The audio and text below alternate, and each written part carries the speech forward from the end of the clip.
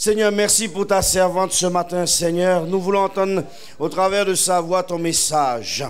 C'est toi, tu permets que nous puissions passer par des chemins difficiles, compliqués, comme des cobayes. Tu nous utilises pour nous façonner, pour sortir le meilleur, Seigneur.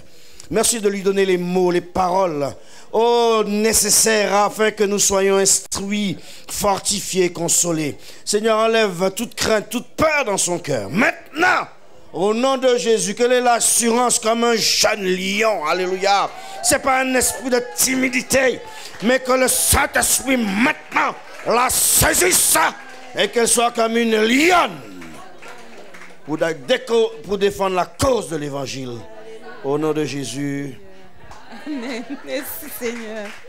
Koria bashere maladolo koria masanalaya. Ene malatungolo maladolo koria do sante de koria baba babalande. La matolo koria baba bashere bedele koria baba.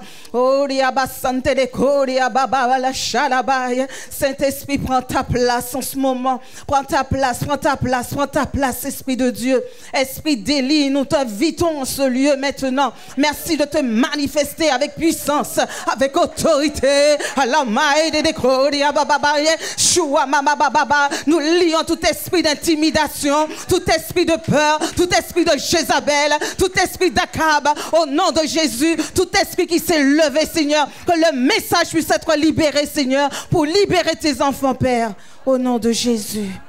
Amen, gloire à Dieu. Oh, c'est inconfortable d'être là. Amen. Alléluia. Je vais prendre en fait le passage Luc 1. 15, verset 15. Non. Alors, il est dit dans la parole de Dieu, car il sera grand devant le Seigneur. Il ne boira ni vin, ni liqueur enivrante, et il sera rempli de l'Esprit Saint dès le sein de sa mère. Il ramènera plusieurs des fils d'Israël au Seigneur leur Dieu.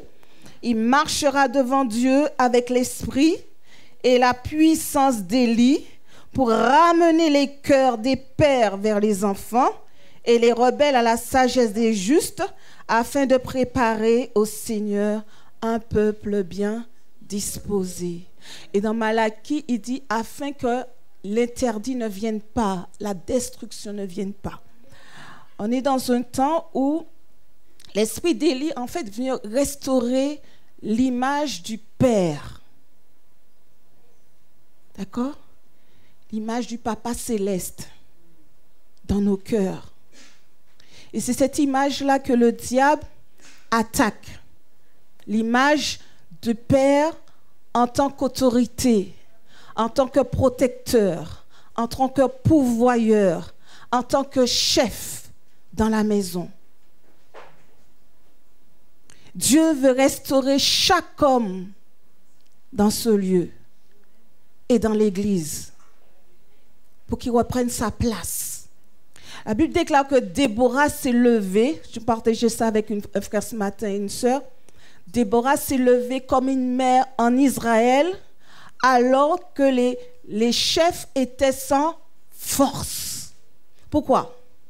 Parce qu'ils étaient allés après des Baals et des Astartés.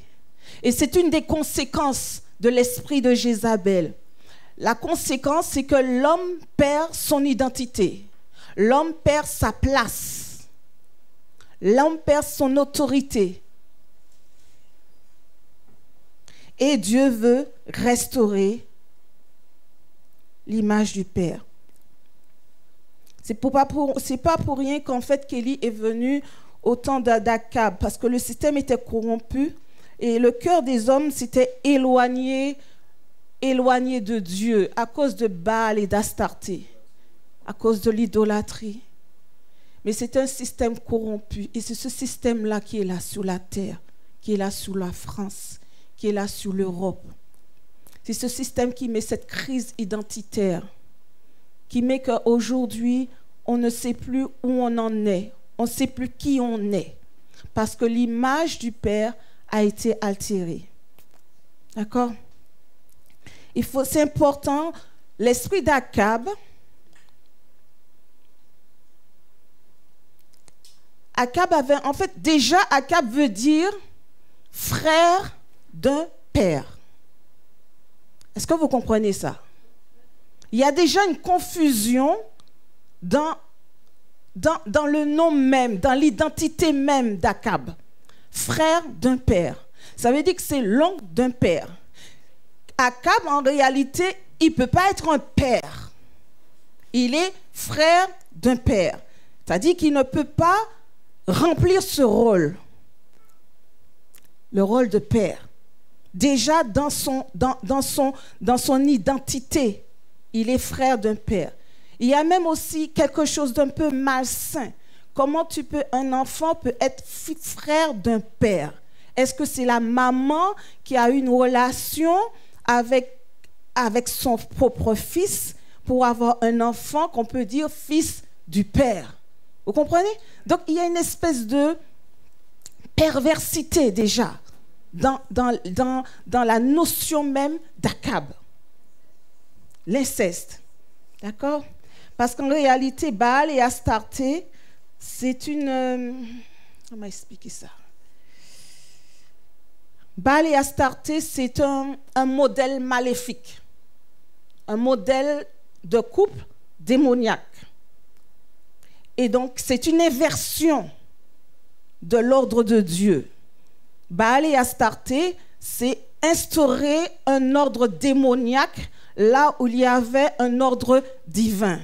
C'est une inversion, c'est-à-dire que la femme va jouer le rôle de l'homme, l'homme va jouer le rôle de la femme. En fait, c'est toute une inversion et renversement. Et de la même manière, comme Dieu dit que tout y quand dans... Attendez, je dis le passage. Alors, il est écrit que... oui.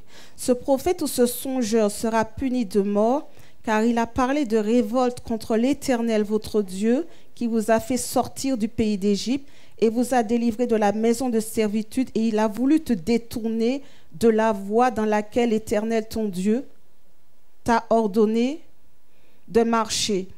Tu ôteras ainsi le mal du milieu de toi. D'accord? Et en réalité, Jézabel, dans son rôle, en fait, ce que Dieu veut que nous fassions contre les prophètes de Baal, elle avait mis en place un système qui faisait le contraire. C'est-à-dire, au lieu de nous sommes là pour tuer les prophètes de Baal, elle avait mis un système pour que ce soit les prophètes de Dieu qui soient tués. Donc, elle avait inversé. Dieu dit de tuer les faux prophètes, de les exterminer. Toute personne qui viendrait pour t'emmener dans l'idolâtrie, de courir après d'autres dieux, il fallait les exterminer. Elle met son système en place pour que ce soit le contraire. Donc, ce sont les vrais prophètes qui sont persécutés, qui sont poursuivis et qui vont être tués. Comprenez bien. Donc, en fait, elle met un nouvel ordre, une religion d'État en place pour pouvoir tuer les prophètes de Dieu et installer son propre programme. Comprenez? D'accord. Et on va voir quelque chose de très, très, très particulier. Chose qui règne en ce moment sur la France.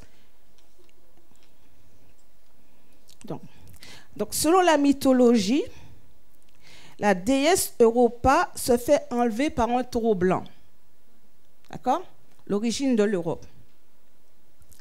Et dans la mythologie, c'est la fille d'Agenor, roi de Tyr.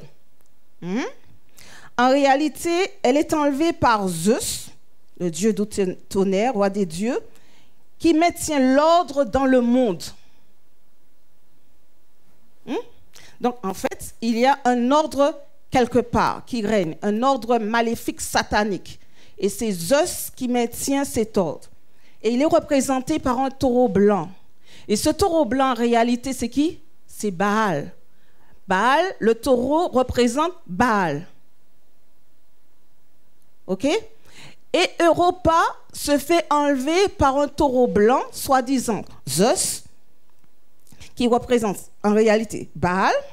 Il se déguise pour enlever cette jeune femme Et pourquoi? Pour abuser d'elle. Il la viole. Il prend sa virginité, il prend sa vertu. En plus, c'est un adultère puisqu'il était marié à Héra. Donc, Europa est la femme sur la bête. Vous comprenez? On continue. Donc, elle se fait enlever. Et on pouvait le voir sur les pièces de monnaie. Vous voyez bien qu'il y a l'Europe. Il y a des pièces de monnaie. Vous voyez en fait une femme qui est sur une bête, qui représente Europa. Donc, c'est l'Europe. Donc, il n'y a pas de hasard. Donc, lui, Zeus, il a usé de ruse, comme le serpent, comme Satan, pour séduire une jeune fille, pour abuser d'elle. Et cette divinité, comme par hasard, on l'a prise pour représenter l'Europe. Donc, ce qui explique que, en réalité, on peut se demander quel est le véritable président de l'Union européenne. On se pose la question. Parce qu'il y a une similitude entre Jézabel et Europa. Toutes les deux sont des déesses féminines. En fait, elles appartiennent à la Phénicie. C'est fille du roi de Tyr ou de Sidon. Et Jézabel est celle qui va introduire le culte de Baal. Europa, elle, est le symbole de l'Europe associée au taureau. Et il y a une union forcée avec une divinité étrangère. Donc l'Europe, comme il disait Max ce matin, il y a une réminiscence du système romain. D'accord? Et donc, l'Europe, en réalité, a des racines d'iniquité. Au fond, un héritage spirituel très lourd, caché derrière déjà le nom. Parce qu'un nom te donne une destinée. C'est ta destinée est dans ton nom. Donc, Europa, ça veut déjà dire que l'Europe a été vendue à Baal et violée. D'accord? Donc, le système qui va être mis en place sur l'Europe ressemble un petit peu au système qui va régner du temps de Jézabel et d'Élie et d'Akab. Vous comprenez? Donc aujourd'hui, les nations ont rejeté les racines chrétiennes pour que les racines d'iniquité qui étaient déjà là, la couche là, d'iniquité qui était là, est en train de reprendre sa place. Puisque tu enlèves Dieu, Satan prend sa place. Donc, ils sont en train de rebâtir sur quelque chose qui était déjà là. Donc, tout est créé en ce moment même pour que cela se mette en place, pour que l'Antéchrist vienne, parce que c'est le modèle Baal Astarté. Et les conséquences du culte de Baal et Astarté, ils avaient des temples où ils pratiquaient des abominations. Il y avait des sacrifices d'enfants. Donc là, vous comprenez pourquoi les enfants sont particulièrement visés. Vous comprenez? Pourquoi il y a des enlèvements d'enfants? Pourquoi des enfants disparaissent? Pourquoi les enfants sont abusés, sont violés? C'est une conséquence du règne de Baal d'Astarté. Okay? Les avortements, c'est pareil, sacrifice à Moloch. Donc, comme ils ont mis ce système corrompu, ils sont en train de le mettre en place, donc il y a des conséquences aussi qui se mettent en place. La débauche, la perversion sexuelle, les abus, les lois iniques, comme du temps.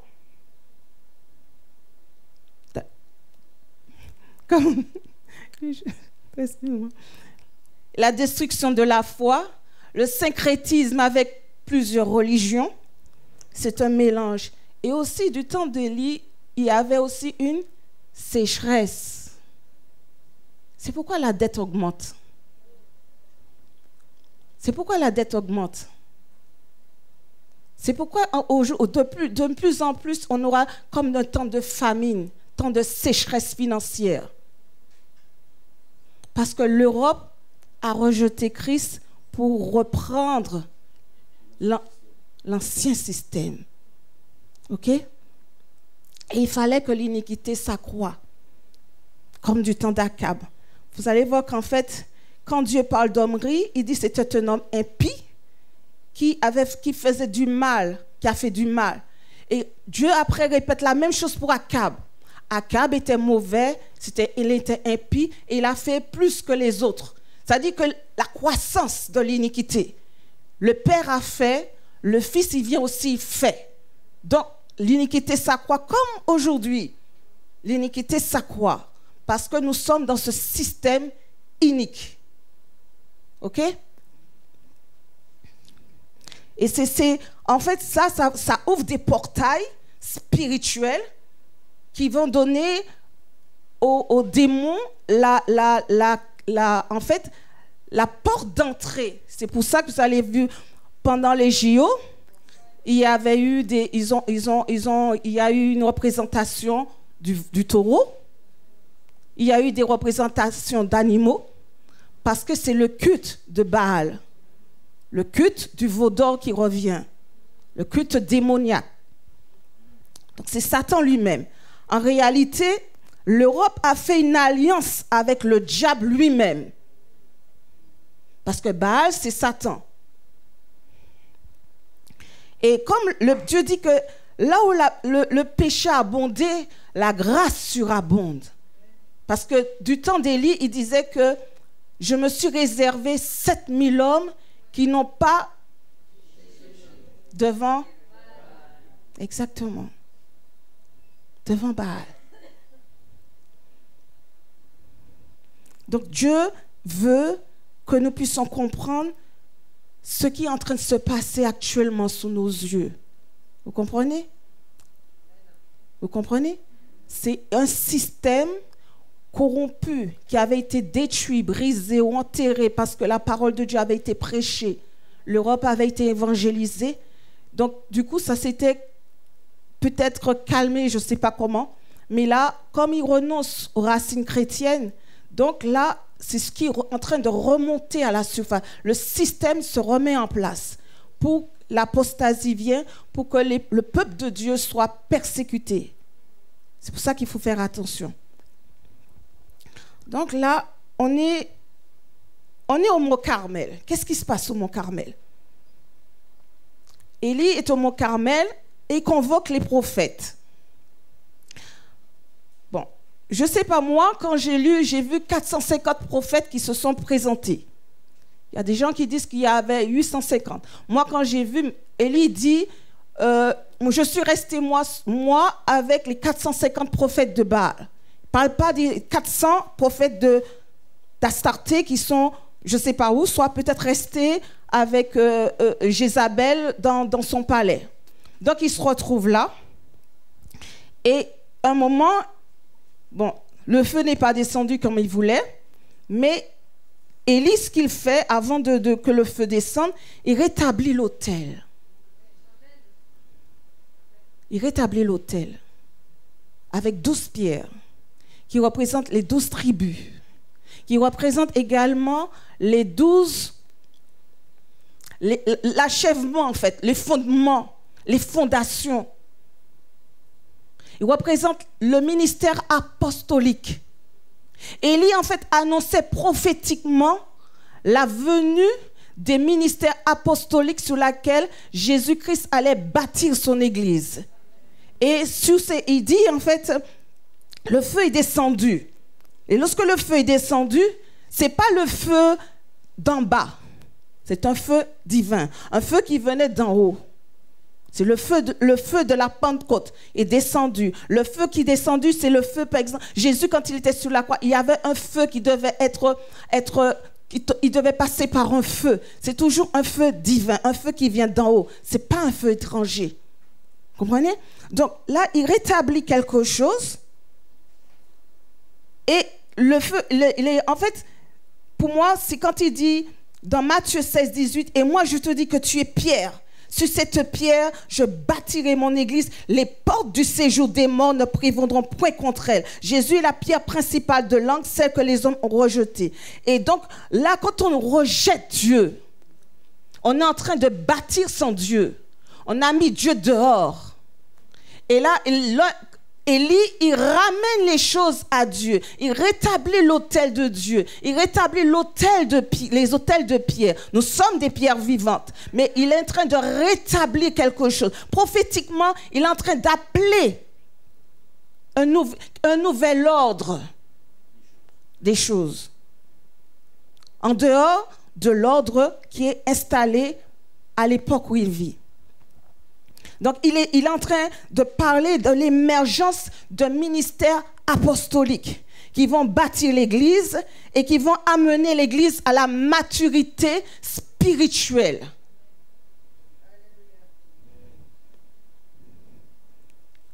C'est pourquoi il y a un temps d'accélération qui est là. Un temps d'accélération où tu dois grandir.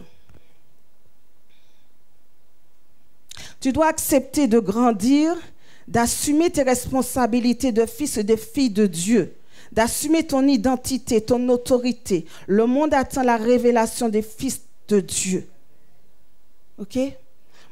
Je vais vous raconter une histoire. En fait, moi, j'ai fait un rêve après le séminaire de l'Ascension. Et je me vois que je suis comme aux Antilles, dans ma famille. Mais en fait, c'est une rue de ma famille. Pas dans ma famille, mais dans une rue. Et je vois que je suis en train de descendre une rue, je cours. Et devant moi, il y a une petite fille. Et je cours après elle. Mais à un moment, cette petite fille-là disparaît. Mais j'entends le bruit de ses pas qui courent devant moi. Je dis, c'est quoi ça? Alors je m'arrête, je dis, mais il y a un truc qui ne va pas. Et je décide de faire demi-tour. Je fais volte-face et je reprends ma course pour revenir chez moi. Là, quand j'arrive chez moi, je ne suis pas aux Antilles, je suis chez moi en France.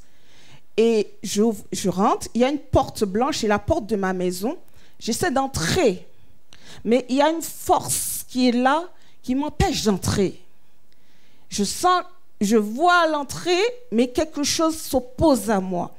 Et dans le rêve, je me vois me mettre comme ça. Et je dis, mais Satan, au nom de Jésus. Et je me réveille. Je dis, mais c'est quoi cette histoire? C'est quoi? Je n'ai pas compris tout de suite. Mais je me suis rappelé que pendant que je faisais la délivrance d'une sœur, il y a le frère Didier, il dit, laisse aller la petite fille. Laisse aller la petite fille. Moi, je croyais que c'était pour la sœur. Mais le Seigneur m'expliquait que c'était moi. Je devais laisser partir l'enfant intérieur pour changer de position spirituelle, pour monter à un autre niveau.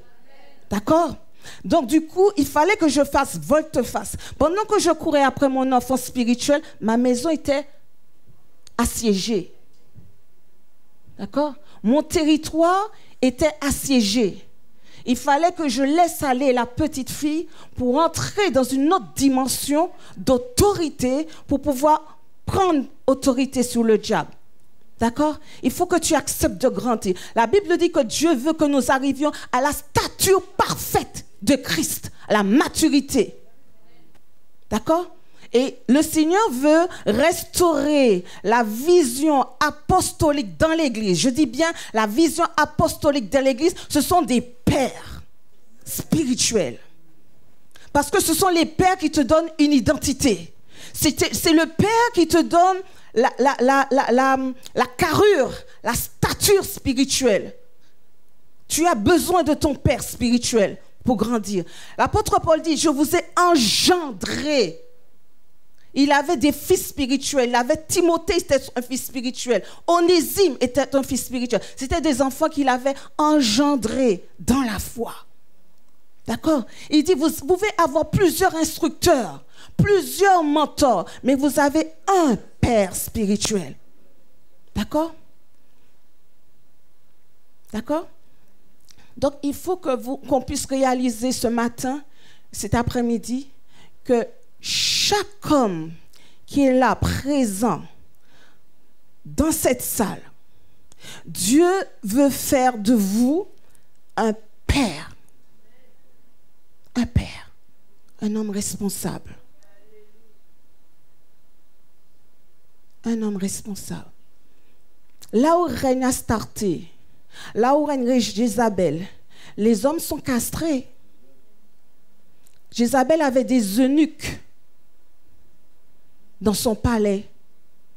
Des hommes qui entraient dans l'intimité des chambres, mais qui étaient dépourvus de leurs attributs.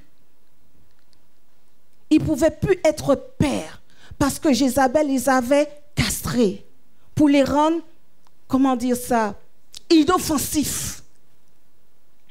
Vous comprenez? Donc, quand l'esprit de Jézabel règne, tu ne peux pas être un père. Akab est frère du père. Akab n'est pas père.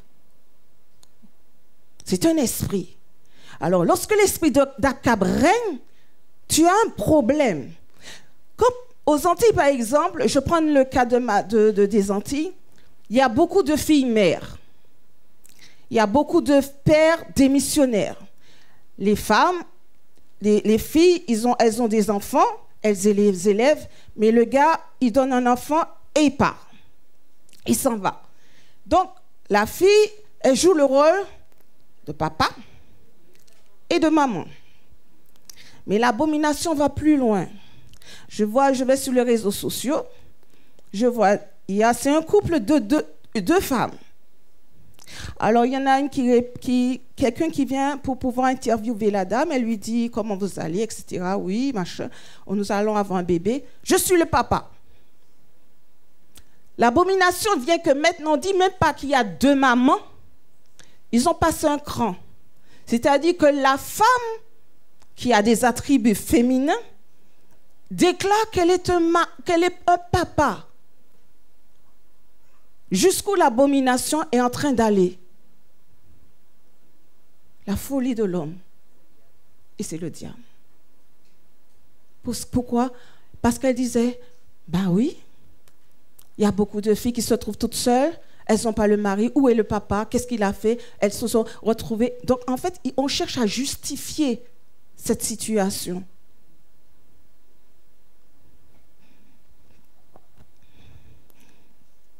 Tu dois grandir.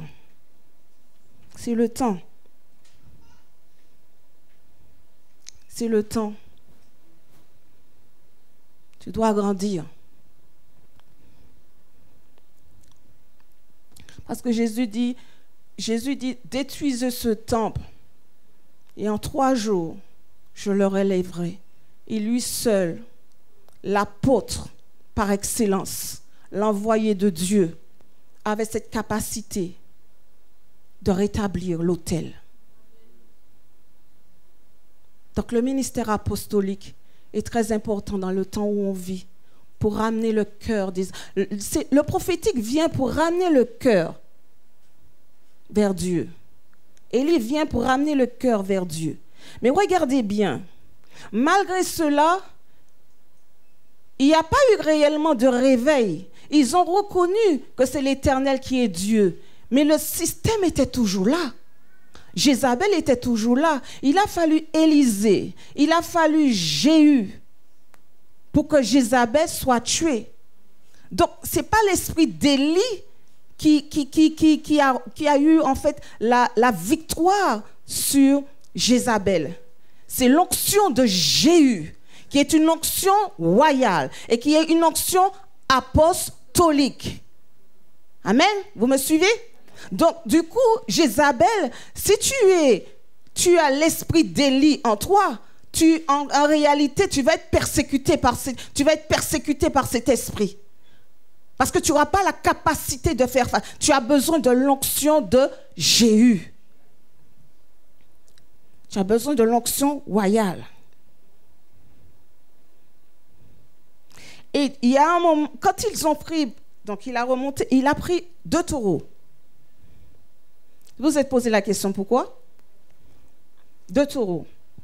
Prenez un taureau pour Baal, prenez un taureau pour moi. Ils ont coupé les morceaux. Parce qu'en réalité, le taureau représentait Baal. C'est une confrontation. Le taureau représentait Baal. Donc, ils ont mis le taureau sur l'autel. Rien ne s'est passé. Mais quand le taureau est venu sur l'autel à midi, le feu de Dieu est descendu et a consumé le taureau qui représentait Baal, l'idole, le veau d'or. Et ils ont été obligés de dire c'est l'Éternel qui est Dieu. Quand Gédéon avait dans la maison de son père, c'était quoi? Un taureau. Dieu lui a dit, prends le taureau de ton père, qui représentait Baal. Et il lui a dit de sacrifier le taureau, de sacrifier Baal, de sacrifier ton idole. Il ne faut pas négocier avec l'idolâtrie. Et lorsque le feu est descendu, il a égorgé les 450 prophètes. Mais il restait encore des prophètes. Quand vous lisez l'histoire, vous voyez bien qu'autour d'Akab, il y avait encore des prophètes. Il y avait des prophètes de mensonges, comme elle disait Michel, des prophètes de courtisans qui étaient là autour de Jézabel. Et les prophètes d'Astarté sont les pires.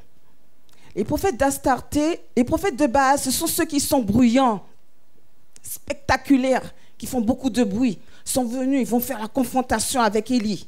Les prophètes d'Astarté, ce sont les prophètes qui sont plus subtils dans la manipulation. C'est ceux qui vont susurrer des paroles. C'est ceux qui vont travailler dans les coulisses. C'est ça les prophètes. C'est ceux qui sont à la table de Jézabel, qui sont là dans les cours.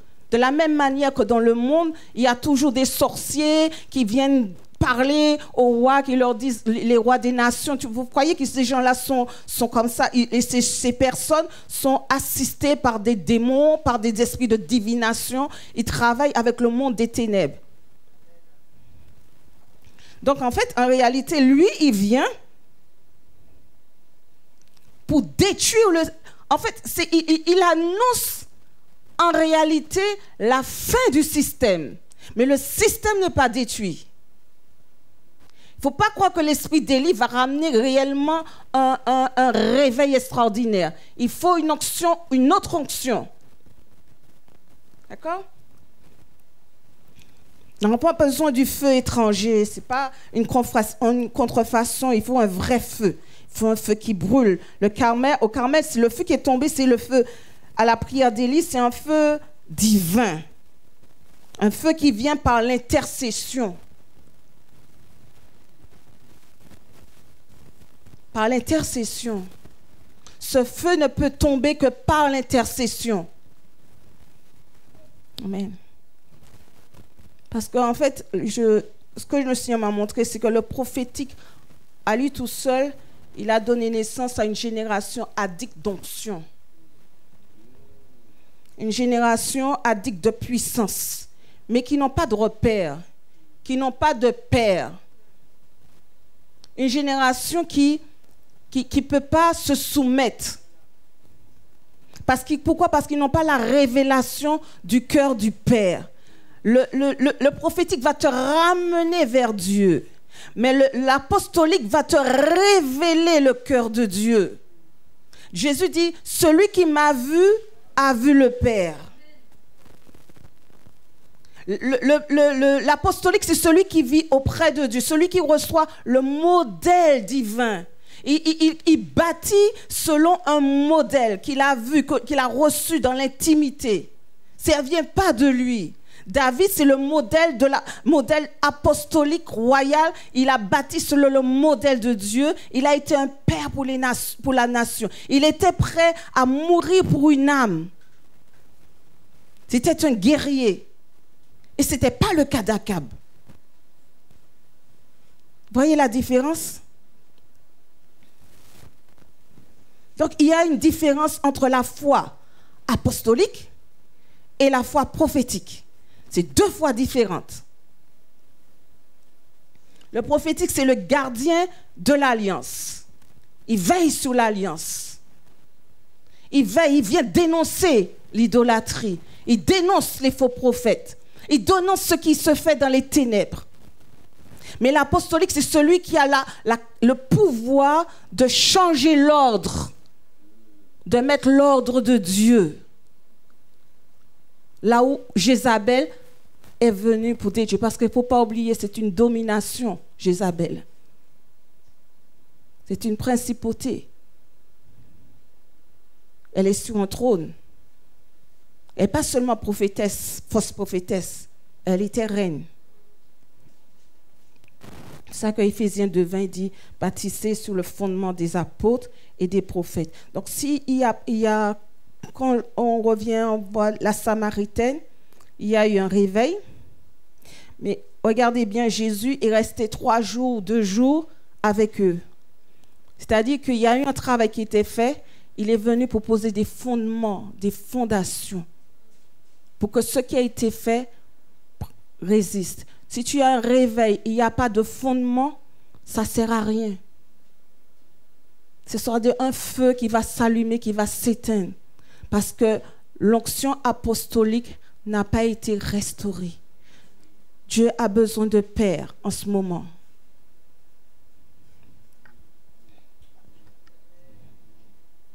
C'est l'apostolique qui va permettre que tu ne tombes pas dans des fausses doctrines. On a besoin d'enseignements. Des enseignements qui viennent du cœur de Dieu. Des enseignements, des révélations qui viennent de Dieu. Pas des fausses doctrines. Pas ce qui vient du malin, du monde des ténèbres. Mais des vrais enseignements. Il y a 2 sortes d'apôtres. Il y a des apôtres pères, il y a des apôtres gestionnaires. L'apôtre gestionnaire, c'est celui qui va avoir besoin de toi pour ses propres intérêts. Tu vas être pour lui un moyen d'atteindre ses objectifs. L'apôtre père va établir une relation avec toi. Il va t'entourer. Il va te donner des conseils. Il va te donner un héritage. L'apôtre gestionnaire, lorsque lui, il va agir dans ta vie, lorsqu'il meurt, son œuvre meurt avec lui parce qu'il servait son ventre. Comprenez?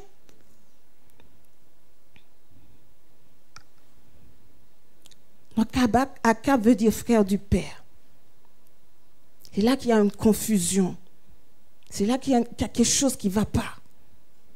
C'est le frère du Père. Ce n'est pas un père. C'est le type du faux apôtre. Il est roi, l'onction apostolique, mais sans le cœur du Père. OK? Sans le cœur du Père. Un apôtre, vrai apôtre, doit avoir le cœur du Père. Si un apôtre qui n'a pas le cœur du Père, ce n'est pas un vrai apôtre, c'est un faux apôtre.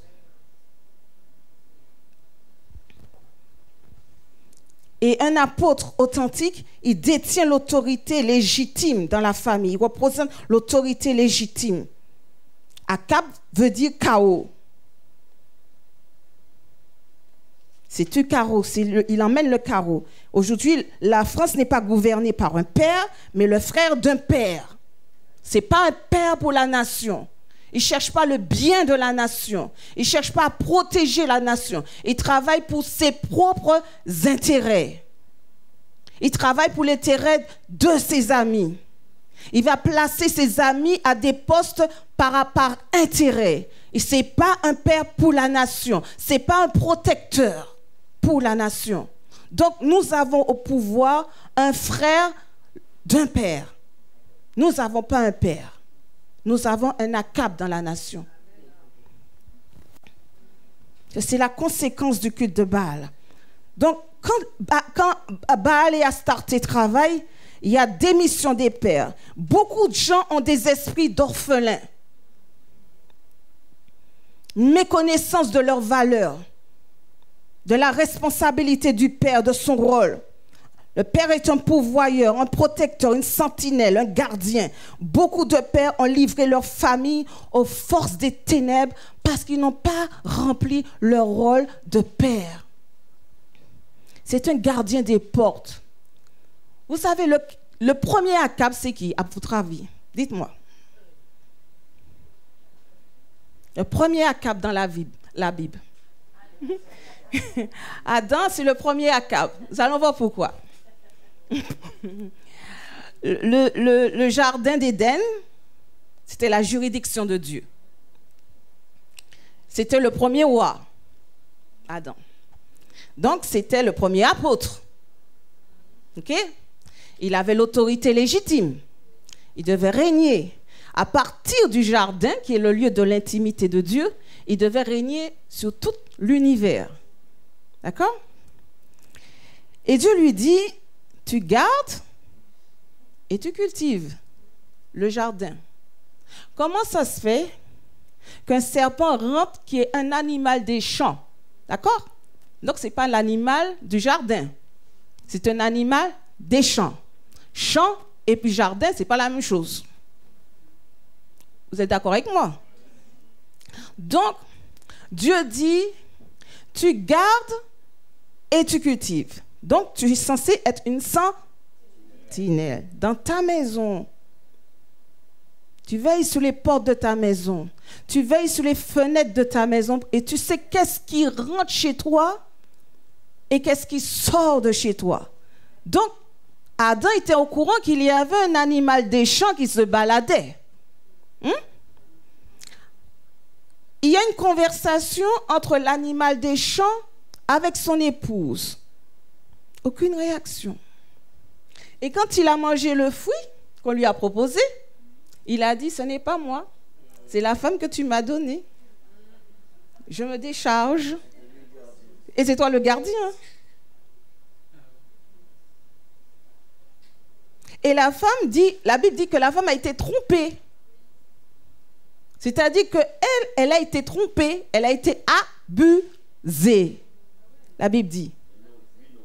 Et lui, il n'a pas été abusé. Et on a le même style de situation lorsque Akab veut la vigne de Naboth.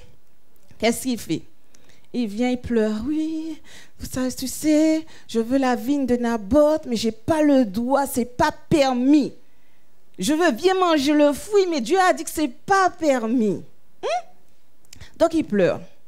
Et la femme vient et dit, mais tu n'es pas le roi, tu as le droit de faire ce que tu veux, je vais te donner cette vigne. Qu'est-ce qui se passe? Alors à ce moment-là, elle fait de tout un complot pour récupérer la vigne de Naboth, il fait tuer.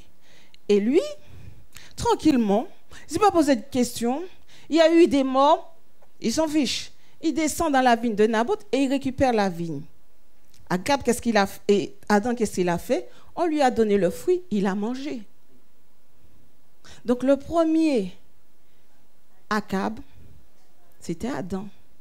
Mais le deuxième Adam, c'est le roi des rois, le Seigneur des seigneurs, le protecteur, Père éternel, le prince de la paix, admirable conseiller, l'agneau de Dieu. C'est lui qui est venu nous réconcilier avec le Père. Amen. C'est lui, le premier, qui est venu nous réconcilier avec le Père, qui a tracé le chemin pour que nous puissions. C'est pour ça qu'il dit, voici l'agneau de Dieu. Le prophète se met de côté. Voici l'agneau de Dieu. Voici l'envoyé de Dieu. Voici celui qui va vous réconcilier avec le cœur du Père et qui va vous redonner votre identité de Père, votre autorité de Père.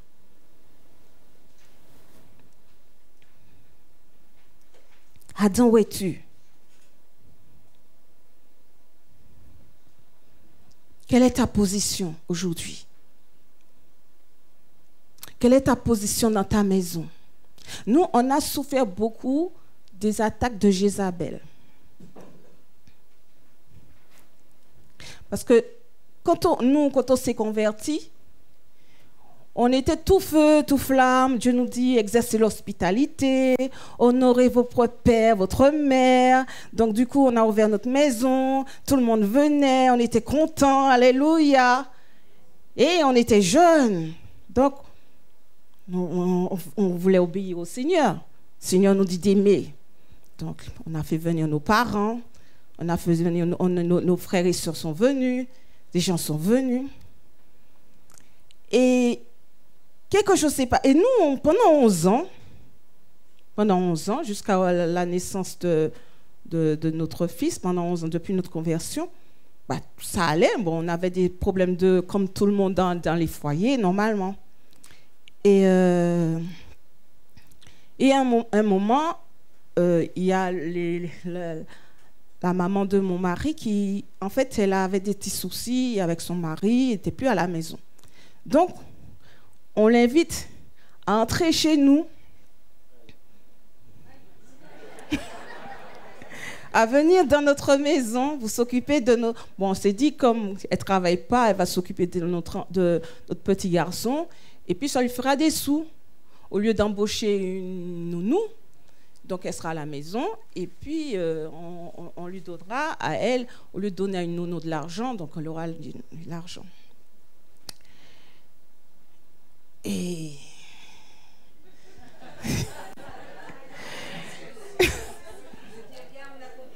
Donc, du coup, là, je ne savais pas ce que c'était que l'esprit de Jézabel. J'aimais prier, je priais beaucoup par contre. Mais je ne savais pas. Pendant toute la période, elle était là, je n'arrêtais pas de prier contre l'esprit de Jézabel.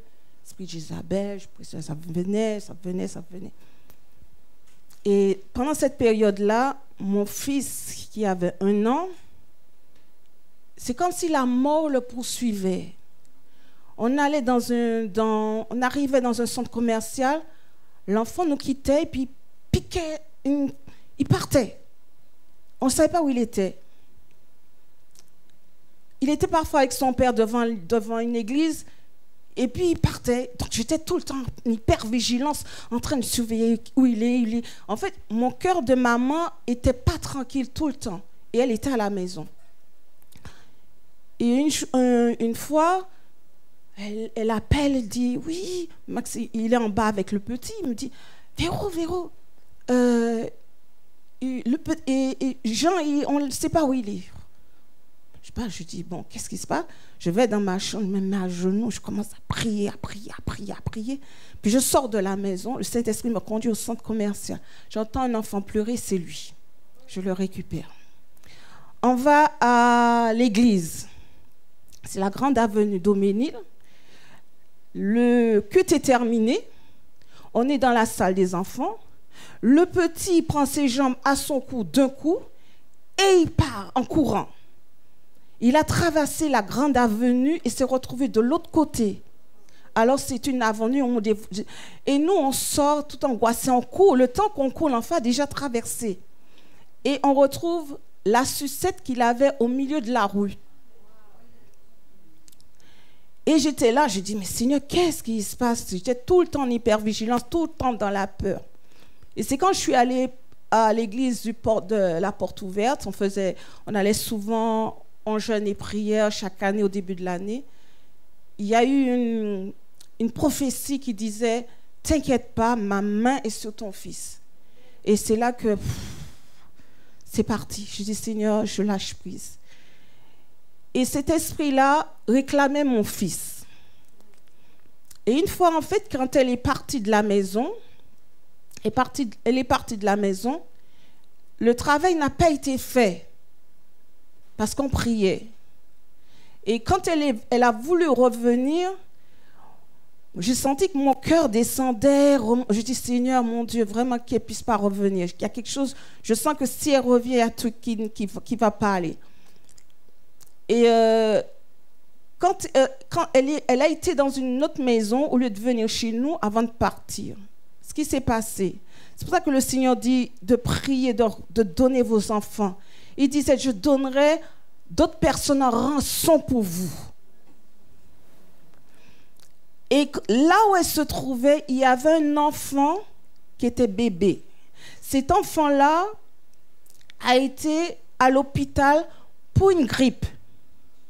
Les gens se sont trompés et ils ont tué l'enfant.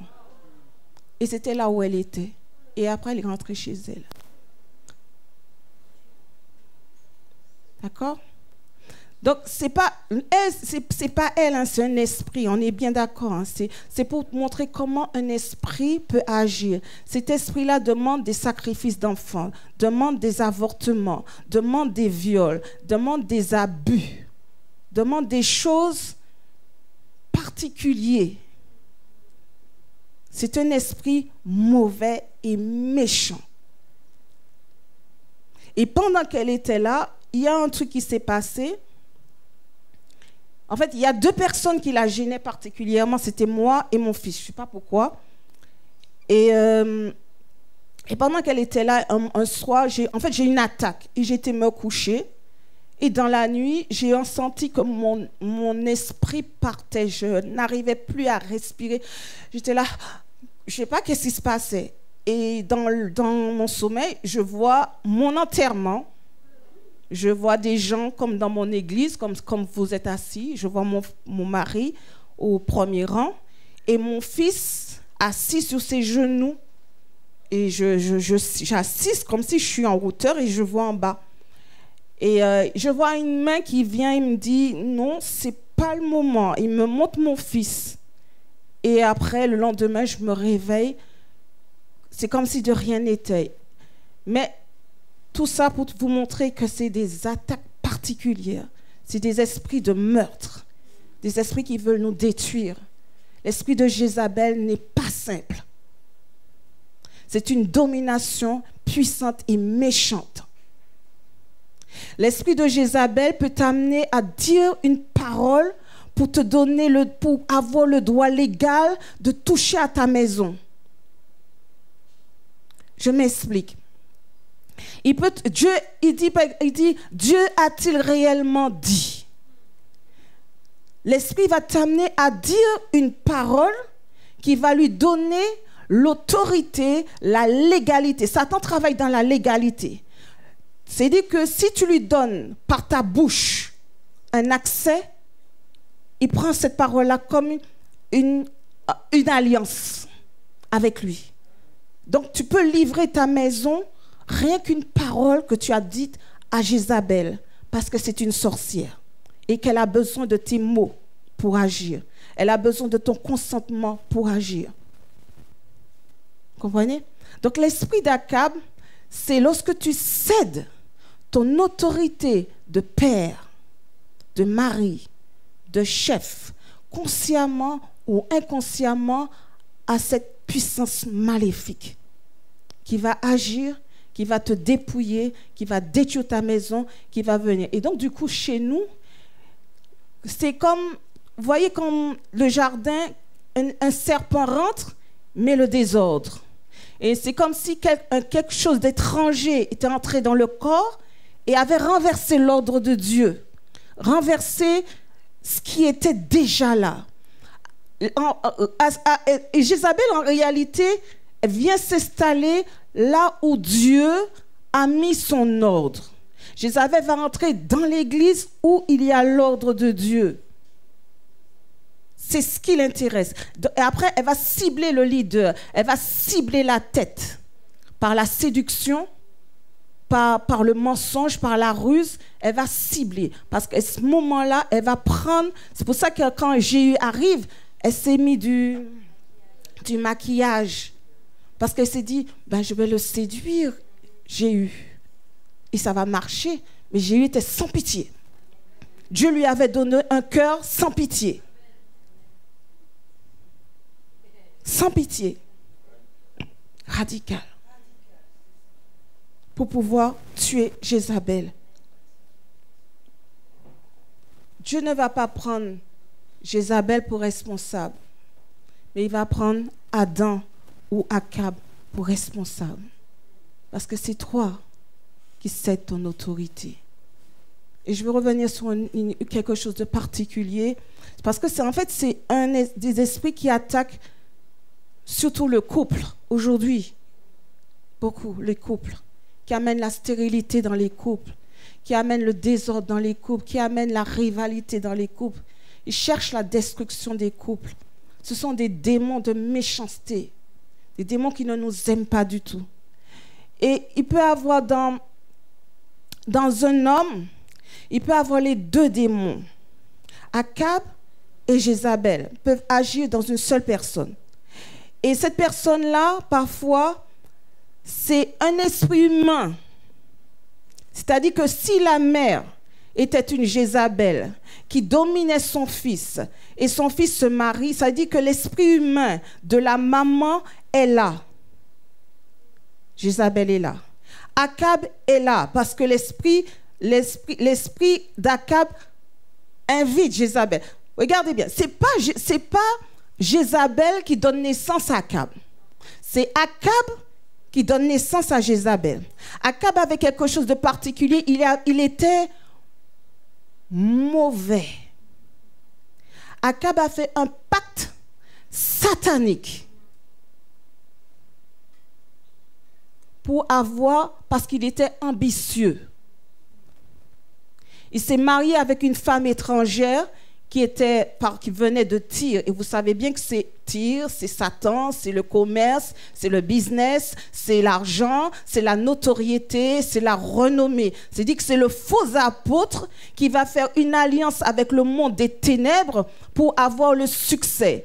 C'est-à-dire que il ne cherche pas le succès par rapport à Dieu, il cherche le succès par rapport pour ses propres ambitions. Donc, il est capable d'aller au-delà des limites de Dieu. Il défie Dieu, il provoque Dieu. Akab c'est pas comme on pense souvent que c'est un homme passif. C'est un homme qui est complice. Il trouve son intérêt en Jézabel. Parce que Jézabel lui donne ce que lui, il ne peut pas avoir. Donc, il a vendu, il a dit, même la parole de Dieu dit, il n'y a personne qui s'est vendu plus qu'Akab.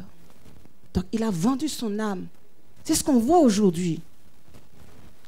Il y a beaucoup de gens qui sont même dans le monde qu'on voit, ou le monde même évangélique, des gens qui ont fait des pactes avec le diable, qui sont des faux apôtres, des faux pasteurs, pour avoir le succès.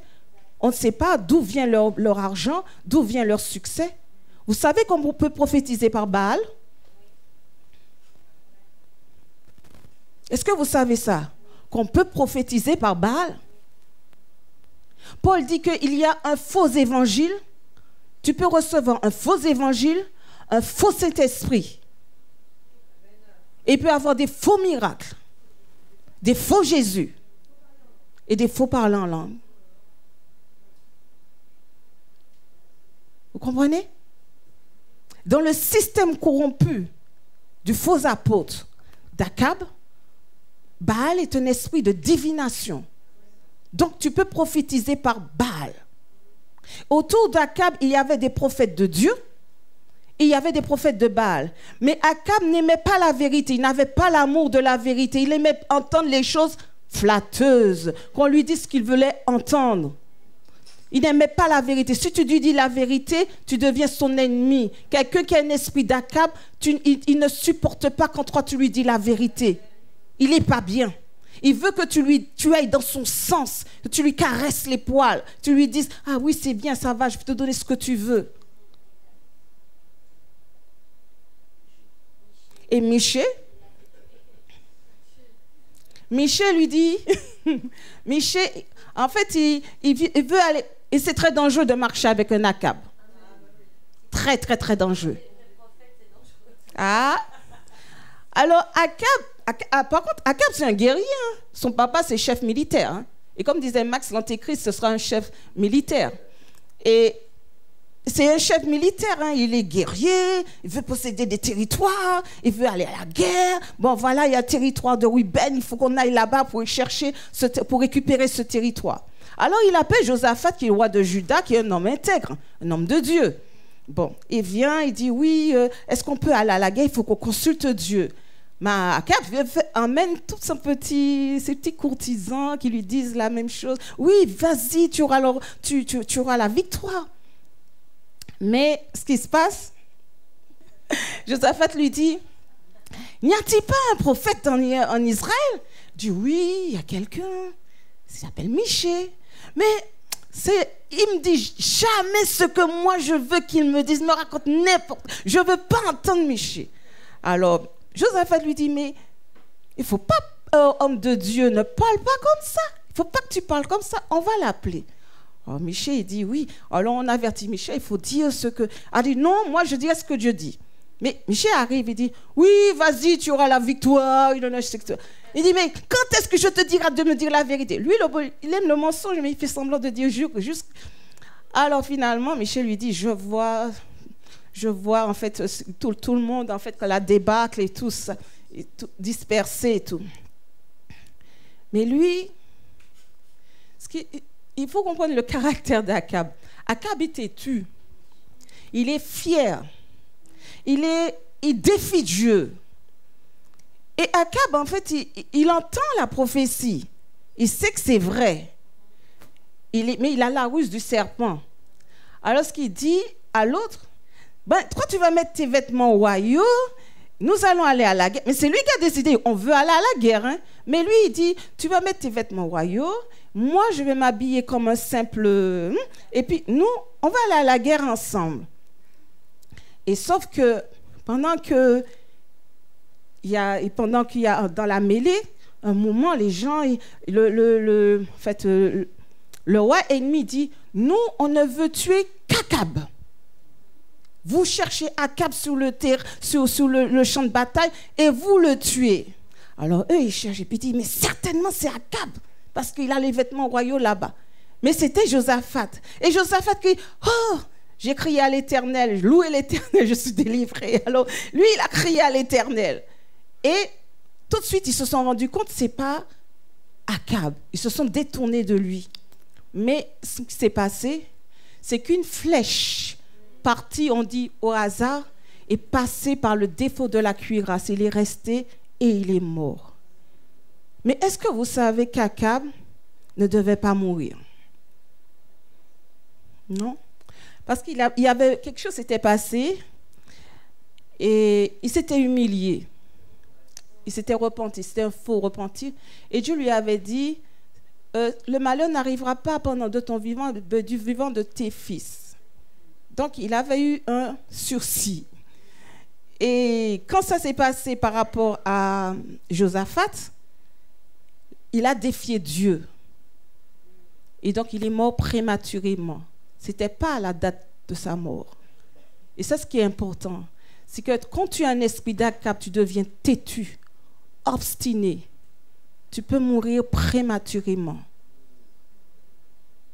Parce que tu es têtu. Tu es fier, tu es arrogant, tu es orgueilleux. Tu ne veux pas plier le genou devant Dieu. Tu ne veux pas reconnaître que Dieu est Dieu. Et tu veux mettre ton système en place. D'accord? Donc la Bible dit que Akab s'est vendu. Il a vendu son âme au diable pour le pouvoir, la sécurité, la prospérité. Donc ce n'était pas un homme aussi faible, passif qu'on le croit. C'est un guerrier, un homme actif, ambitieux, rebelle, idolâtre, sans un cœur de père. Et Akab est en fait le profil idéal pour s'attacher à une Jézabel quand on cherche le pouvoir. Et le mariage n'est pas une faiblesse, mais une stratégie spirituelle pour une invasion démoniaque. C'est une alliance pour souiller le pays en imposant une religion d'État avec la persécution des prophètes, le meurtre, les faux cultes, sacerdoce démoniaque. Akab est un apostat. Ce n'est pas Jézabel qui a donné naissance à Akab, mais bien le contraire. C'est le vide spirituel d'Akab, sa trahison envers Dieu, qui a ouvert la porte pour Jézabel. D'accord? Il ne faut pas chercher la popularité à tout prix. C'est un piège. La Bible dit, à quoi sert de gagner le monde si tu perds ton âme? Amen. Alléluia. Un vrai apôtre va t'aider. Il va s'investir dans une relation avec toi. Il ne va pas chercher à bâtir un empire personnel, à créer sa marque, son label, son réseau. Mais il va te former pour te libérer avec un mandat divin. Il va prendre à cœur ton cas. Il va voir ton potentiel avant sa manifestation. Quand il te voit, le Seigneur lui montre déjà qui tu vas être plus tard. Quand il voyait Timothée, il voyait c'était un apôtre. Seul un père peut te donner une identité. Je dis, celui-ci est mon fils bien-aimé, en qui j'ai mis toute mon affection. C'est le papa qui te donne ton identité. C'est le papa qui te donne un nom. Il y a je raconte pour moi, dans ma famille, j'ai 2 prénoms. Vous avez sûrement entendu mon mari m'appeler Véronique et on m'appelle Daniela. La petite histoire, quand je suis née, ma mère, elle m'a donné le prénom Daniela. Et après, mon papa, il arrive à la maternité. Il dit, comment tu l'as appelé? Il dit, non, Daniela. Et il dit, lui, il voulait m'appeler Véronique. Bon, déjà, ces gens, je dis, comment ces gens-là ne se sont pas mis ensemble, d'accord, avant ma naissance, pour savoir quel prénom me donner. C'est que pas quand je suis là, déjà, tu te poses la question, comment je vais l'appeler? Et donc, du coup, ils ont fait un deal. Donc là, moi, j'ai tout sur tous mes papiers, Daniela. Et dans la maison, dans ma famille, chez mes parents, on m'appelait Véronique. Et alors moi, je rencontre mon époux, nous, on avait 15 ans. Je rencontre mon époux à 15 ans. Et puis, on était tous les 2 catholiques. Alors, je rencontre un jour, et puis il me dit, oui, comment je m'appelle? Je dis, bon, ben, je m'appelle Véronique. Oui, je lui dis que je m'appelle Véronique. Après, il rencontre ma cousine. Et quand elle parle de moi, elle dit Daniela. Et donc, du coup, il me revoit le dimanche d'après, parce qu'on allait à l'église. Et il dit, mais je ne comprends pas. Tu t'appelles Daniela ou Véronique? Ça veut dire quoi? Est-ce qu'en fait, je suis en train de le faire marcher? De ces gens, tu donnes un faux prénom, et puis voilà, non. Et en réalité, j'ai 2 prénoms. Mais c'est pour te montrer qu'il y a eu quand même un combat déjà là pour mon identité. Savoir qui je suis. Et le père, il a tenu tête. Il a dit, ça s'appellera Véronique. Et c'est important. C'est comme au moment où il y a Benoni et Benjamin. La femme donne un prénom, mais le père, il revient et puis dit, non, ce sera fils de ma droite. Et c'était fils de ma douleur. Donc, c'est ton père qui te donne ta destinée. C'est important. C'est important. C'est important pour le cœur du Père. Il dit à Pierre 3 fois, paie mes brebis. Paie mes brebis. Sois un père. Sois un papa pour mes brebis. Prends soin d'eux. Protège-les. Il dit, l'Éternel est mon berger, je ne manquerai de rien. Le bon berger, tu ne manques de rien. Il est celui qui pourvoit tes besoins. Sa houlette et ton bâton me rassurent. Il dresse devant moi une table en face de mes adversaires. C'est-à-dire qu'il est là pour te protéger. Il oint d'huile ma tête. Tu mets l'onction, tu imposes les mains, tu bénis le peuple de Dieu. Tu les couvres avec amour. Tu étends tes ailes sur eux. Tu les protèges. Tu les gardes. Tu veilles sur eux. Tu veilles sur les brebis. C'est ça, le Père. C'est ça, le Père. C'est ça, le cœur du Père. Et dans ces derniers temps, on a un manque de Père, selon le cœur de Dieu. On a une génération idolâtre qui se confie dans l'homme plutôt qu'en dans le Dieu. Une génération idolâtre qui ne prie plus, qui ne lit plus la Bible, n'est plus enseignée, qui ne connaît pas le cœur de Dieu, le fardeau de Dieu. Comme disait Max, qu'est-ce que Dieu attend de toi? Est-ce que tu as demandé à Dieu ce que lui, il veut pour toi, pour sa vie? Génération idolâtre. Un père est important. À cause des péchés d'un père, regardez, à cause des péchés des pères, il n'a pas dit des mères, tu peux rencontrer beaucoup de problèmes. Jusqu'à la 4e génération. Il dit de confesser les péchés des pères. C'est important, un père. Et ce que le diable fait, c'est attaquer l'image. En fait, quand il attaque l'image de Dieu, le Père en vous, l'identité de père. Il attaque Dieu lui-même. C'est le Père céleste qui l'attaque. C'est cette image que vous portez en tant que fils de Dieu qu'il essaie d'attaquer, de détruire, de pourrir.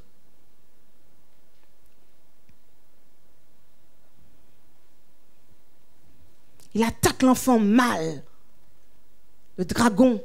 Il attend que la femme donne naissance pour attaquer l'enfant mâle. L'enfant mâle. Parce que ça représente le Fils. Il cherche à le tuer, il cherche à le pervertir, il cherche à le détourner de sa destinée. Et beaucoup de personnes grandissent sans père. Il y a des papas qui sont présents, mais absents émotionnellement. En fait, ils sont... On ne peut pas les... Ils sont insaisissables. Ils sont présents dans une maison, dans une famille, mais ils sont insaisissables. Ils ne sont pas présents réellement. Ils n'arrivent pas à prendre leur place. Ce n'est pas leur faute. Il y a des esprits qui sont là, qui les influencent. Et le problème d'Akab venait de son nom, Akab. Problème d'identité, frère d'un père et non père. Amen. Oui, il a eu des enfants, mais tu peux avoir des enfants biologiques, être un géniteur sans être un père. Sans être un père. Oui. Et il y a... Oh, je termine. Il y a aussi le développement arrêté. C'est-à-dire que tu peux vieillir physiquement, mais à l'intérieur, tu es un enfant. Tu as une immaturité. Tu n'es pas apte. C'est-à-dire que l'ennemi t'enlève cette capacité, la maturité t'empêche d'être développé émotionnellement, physiquement. Akab avait cette attitude. Voilà, je veux cette vie, et puis il commence à pleurer, à gémir, à bouder. Genre, tu sais, comme un enfant gâté. Ouais, je veux ça. Tu vois, il y a quelque chose qui, émotionnellement, qui est curieux. Et lorsque il y a eu la confrontation au Mont Carmel, il court, puis il dit à Jézabel, tu sais ce qui s'est passé, tu vois? C'est pas une attitude d'un homme. Tu vas pas, tu cours raconter à ta femme, tu sais, il y a ça. Non, en fait, il avait une attitude, pas d'un homme, avec la carrure, l'envergure d'un homme. Il était arrêté dans son développement. Ah. Et donc, beaucoup de gens, ils peuvent avoir cela en eux. Ils n'ont pas développé la carrure spirituelle, la stature de Dieu en eux pour exercer l'autorité que Dieu veut leur donner. Et c'est important, pour conclure, je dis que c'est important c'est pas là, je suis pas là pour juger. On est tous, moi, quand le Seigneur m'a commencé à me parler de ça, moi-même j'ai commencé à prier contre briser ce modèle maléfique qui est là, sur la France, dans les îles, qui cherche à influencer les familles, influencer nos vies. C'est un modèle en réalité. Et ce modèle-là, il faut le combattre, il faut le renverser, il faut briser cela. Il faut séparer Akab et Jézabel. Il faut entrer dans un combat spirituel. Alléluia. C'est un homme fort, un esprit mauvais.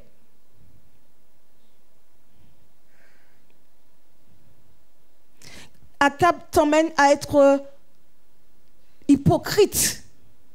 Parce que c'est un esprit de compromis. Tu cloches des deux côtés. Tu es un pied avec Dieu, tu es un pied avec Baal. C'est-à-dire que tu n'es pas entièrement à Dieu. Tu n'es pas intègre. Tu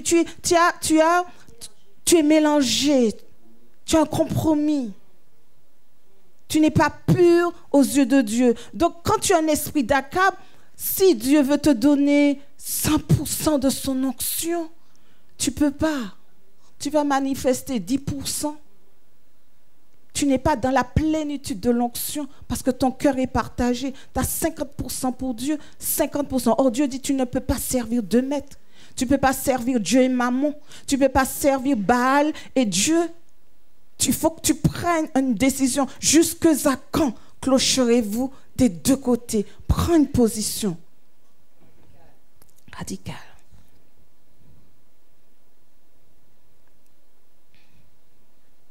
Amen.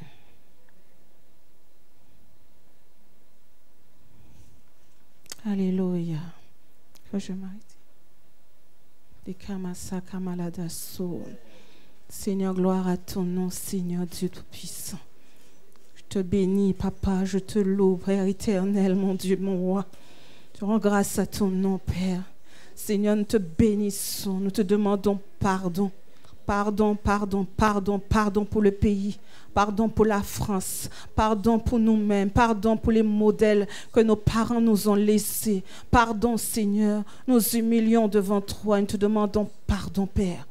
Merci, Seigneur, de relever nos frères, qu'ils puissent retrouver leur identité, Seigneur, retrouvent leur autorité, qu'ils retrouvent, Seigneur, mon Dieu Père, leur place dans leur maison, dans leur foyer, dans l'église, Seigneur. Seigneur, tu as dit que Déborah s'est levée comme une mère pour la nation, Seigneur, parce que les chefs étaient sans force, parce qu'ils étaient allés après des Baals, des Astartés, Père. Alors, Seigneur, maintenant, nous te demandons, Papa, dans le nom puissant de Jésus-Christ de Nazareth, Seigneur, de les relever, de faire de des guerriers, Seigneur, mon Dieu, mon roi, des guerriers. Nous bénissons nos maris, nous bénissons nos frères, Seigneur. Nous te demandons de les bénir, Papa, de les bénir éternel, mon Dieu, Père, au nom de Jésus-Christ, Seigneur, afin qu'ils manifestent l'autorité que tu as donnée, l'autorité de Christ là où ils sont éternels, mon Dieu, Père. Et ce que le diable a volé, si Jézabel leur a volé quoi que ce soit, Seigneur, qu'ils récupèrent ce que Jézabel a volé, ce que Satan a volé, Seigneur Père, leur identité, Seigneur, leur héritage, Seigneur. Nous prions pour eux, Seigneur. Nous évoquons ton nom sur eux, Papa, afin qu'ils soient réellement, Seigneur, des pères, Seigneur, mon Dieu, mon roi. Au nom de Jésus-Christ, Père, je te bénis pour, Seigneur, les guérisons, Seigneur, également, les blessures qui ont été faites, éternelles. Seigneur, merci de guérir aussi les cœurs. Guéris les cœurs, Père, dans le nom de Jésus. Amen. En fait, Jézabel, il y a quelque chose, c'est que Jézabel n'aime pas l'épouse. Elle n'aime pas l'épouse. En fait, la femme dans la stature de l'épouse la dérange. La femme soumise selon le cœur de Dieu, pas soumise selon la chair, mais selon le cœur de Dieu. Jézabel déteste cette épouse.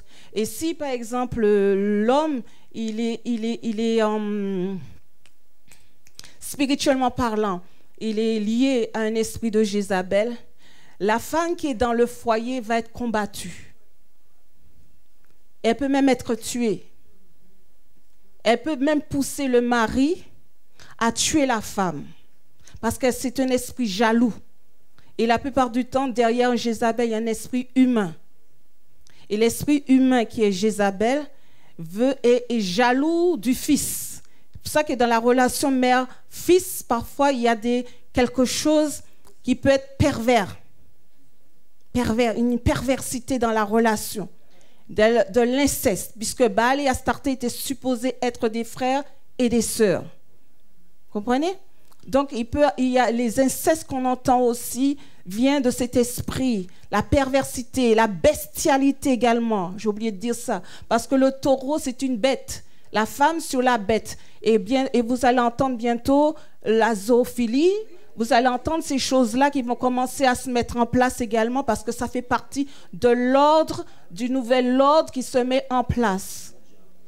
L'ordre qui se met en place, c'est un ordre satanique, diabolique, avec la débauche, les orgies, tout ce que ça implique. Et l'image de l'épouse elle-même, la vraie épouse, l'épouse de Christ, que nous devons, nous, en tant que femmes, refléter, nous sommes détestés par Jézabel. Il faut vous mettre ça dans la tête. D'accord? Tu as dit qualité de fille de Dieu. Il faut, comment on fait? Accepter ton identité de fille de Dieu. Tu es une fille de Dieu. La Bible dit, en fait, tu crois la parole. À tous ceux qui l'ont reçu, il leur a donné le pouvoir de devenir enfants de Dieu. Arrête de croire Satan. Crois Dieu. Crois ce que Dieu dit de toi. C'est ça l'important. Ce que tu entends à côté, c'est pas important. Tu es une fille de Dieu. Enfant de Dieu. C'est ce qu'on a chanté ce matin. Le crois. Confesse-le tous les jours. Je suis enfant de Dieu, fille de Dieu, aimée de Dieu, rachetée de Dieu. Amen. C'est la parole. C'est un retour à la parole. Hein. L'onction apostolique, c'est un retour à la parole de Dieu. Ce n'est pas du développement personnel. Hein. C'est pas du développement. Le développement personnel n'a rien à voir avec Dieu. Derrière la parole de Dieu, il y a l'Esprit de Dieu, l'Esprit créateur de Dieu. Et quand tu confesses la parole, le Saint-Esprit vient attester à ton cœur que tu es enfant de Dieu. Comment elle peut savoir si elle est enfant de Dieu? Non, c'est pas ça. C'est pas ça du tout. J'ai dit comment on fait? Elle dit d'accepter de grandir. Alors j'ai dit comment qu'il fallait accepter de grandir. Et moi je dis comment on fait? Ah non, pour... J'ai dit en fait, elle a parlé du développement arrêté. Et moi je me sens dedans. Au fond, moi, Ah oui, là je n'avais pas compris quand tu m'as dit ça. Oui. Mais pourtant, moi je suis comme une enfant. Et j'arrive pas à grandir. Et j'espère. 52 ans, il y a des choses. J'arrive pas à grandir. Non. C'est... Non. Sois béni. Le Seigneur n'est pas là pour nous accuser. Non. Le Seigneur n'est pas là pour nous accuser. Même moi, mon mari dit tout le temps, tu fais comme une enfant. C'est pas en fait la maturité dont je parle, c'est une maturité spirituelle. Ça n'a rien à voir. Si le Seigneur t'a donné un cœur d'enfant, heureux les cœurs purs, ils verront Dieu. Si Dieu t'a donné un cœur d'enfant, gloire à Dieu.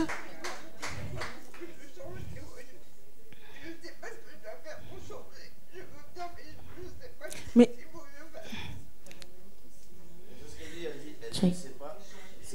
elle explique que c'est pas physiquement, c'est spirituellement.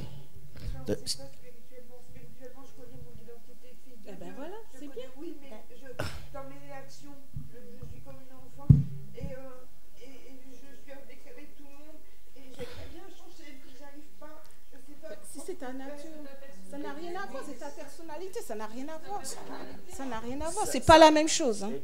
C'est pas la même chose. Dieu fait avec ce que nous sommes.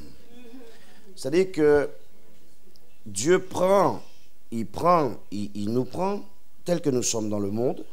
Écoutez, il n'attend pas, comme disait mon ami Seb, il n'attend pas que nous soyons parfaits pour nous convertir. Il ne faut pas attendre d'être parfait pour se convertir. La Bible dit, venez à moi tel que vous êtes. Donc, on vient à Christ dans l'état où nous sommes. Après, lui, il s'occupe de nous changer. Après, il y a des blessures. Après, il y a un passé. Après, il y a plein de choses. On est des rescapés, en fait. On vient de différents horizons, de différentes familles. Moi, je viens d'une famille de sorciers. Il y en a qui viennent de la franc-maçonnerie. Il y en a qui ont été sacrifiés. Il y en a qui ont été violés. Il y en a de... Je dis que l'Église, c'est un hôpital. Et Dieu, le Saint-Esprit, c'est lui qui opère l'alchimie, tu vois. Il fait des opérations, donc il change ça, il change ça. Mais la nature, on garde notre personnalité. Dieu ne prend jamais le contrôle de notre personnalité. Jamais. Dans le jardin d'Éden, il a laissé Adam et Ève libres. Dieu ne change ta personnalité, ta volonté, c'est toi. Dieu ne prend jamais le contrôle de la personnalité de la personne. Donc, tu peux avoir l'attitude d'un enfant sur le plan physique, sur le plan naturel, mais spirituellement, tu sais qui tu es. Et tu dois le confesser. Tu dois le confesser. Tu le crois, mais tu dois le confesser. Quand on chante les cantiques, c'est pourquoi? Je suis enfant de Dieu, je suis enfant de Dieu. En fait, il faut que ça rentre.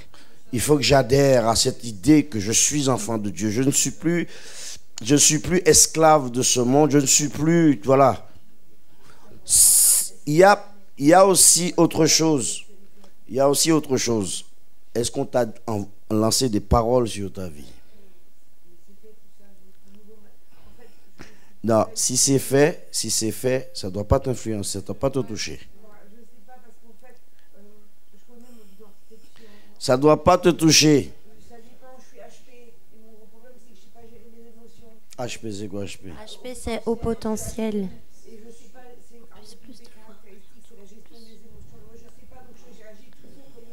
Ouais. Ben, on va prier pour ça. Non, mais Mais t'es pas, je pense pas que tu sois la seule. Je pense pas que tu sois la seule. Pourquoi, attends Véro, pourquoi Dieu utilise des instruments? Attends Véro, pourquoi Dieu utilise des instruments pour nous parler? Pour quelle raison Dieu nous parle de ça? Non, dites-moi. Pourquoi Dieu nous parle de ça, ce problème de père, d'identité, de ceci, de cela? Parce qu'il y en a beaucoup là qui sont concernés. Voilà pourquoi Dieu parle. Parce qu'il veut guérir. Il y en a beaucoup qui se sentent concernés. Qui est le Messie? Vous voyez? Parce que la Bible dit que c'est lui qui fait la plaie et c'est lui qui la pense. Donc vous allez venir devant.